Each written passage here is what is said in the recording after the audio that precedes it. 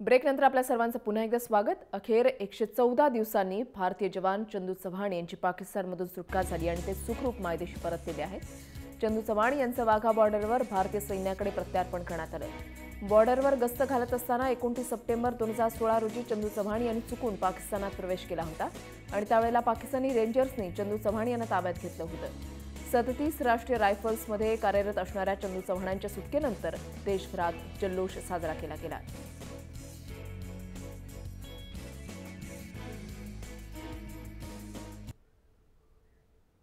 चंदू चव्हाण यांच्या सुटकेची माहिती मिळताच त्यांच्या गावी जल्लोष साजरा केला गेला। गावकऱ्यांनी मिठाई वाटून एकमेकांचं तोंड गोड केलं।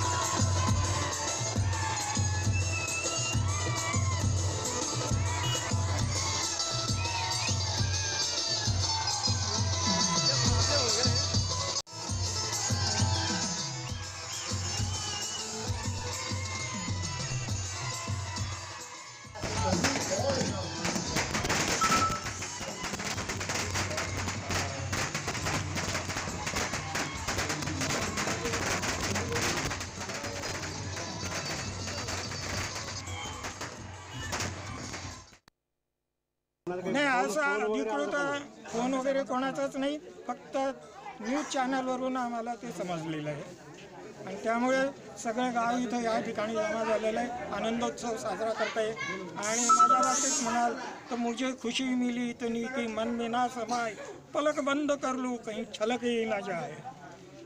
बहुत ही खुशी हो रही है। मी सर्वात आधी तर सगळ्यांचे आभार व्यक्त करतो। जो भामरे साहेबांचा जो प्रयत्न होता आहे, प्रयत्न झालेला आहे, त्यासाठी सक्सेस मिळाला तर मी सर्वात आधी त्यांचाच ऋणी राहील, भामरे साहेबांचा।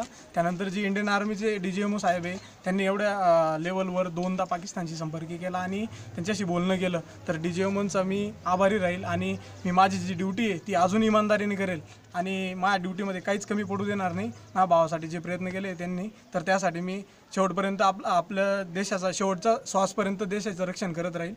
आणि जे आता माझे जे गावकरी आहे, गावकऱ्यांनी जे सपोर्ट केलेला आहे मला, माझ्या नातेवाईकांनी जो सपोर्ट केलेला आहे, तर त्यांचाही मी आभारी राहीन। आणि खास करून जी भूमिपुत्र संघटना आहे महाराष्ट्राची, जे अध्यक्ष आहे, तर त्यांनासुद्धा मी त्यांचासुद्धा आभारी राहीन। त्यांनी जे प्रयत्न केले आणि आपल्या धुळ्याचे जे ब्राह्मण समाज आहे त्यांचा पण मी आभारी राहील।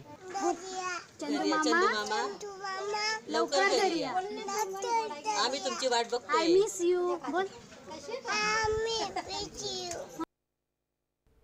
एक मोठी आणि महत्त्वाची बातमी आपल्यापर्यंत पोहोचते। प्रजासत्ताक दिनाच्या पार्श्वभूमीवर हाय अलर्ट जारी करण्यात आलेला आहे। घातपातासाठी पाळीव प्राण्यांचा वापर होऊ शकतो। कपडे घातलेल्या प्राण्यांबाबत सजगता बाळगा असं सांगण्यात आलेलं आहे। गुप्तचर संस्थांनी प्राण्यांबाबत हा हाय अलर्ट दिलेला आहे। महत्त्वाची आणि मोठी बातमी आताच्या घडीची आपण पाहताय। प्रजासत्ताक दिनाच्या पार्श्वभूमीवर हाय अलर्ट जारी करण्यात आला आहे। घातपातासाठी पाळीव प्राण्यांचा वापर होऊ शकतो। कपडे घातलेल्या प्राण्यांबाबत सजगता बाळगा असा हाय अलर्ट दिलाय गुप्तचर संस्थांनी। महत्त्वाची आणि मोठी बातमी आताच्या घडीची आपण पाहताय।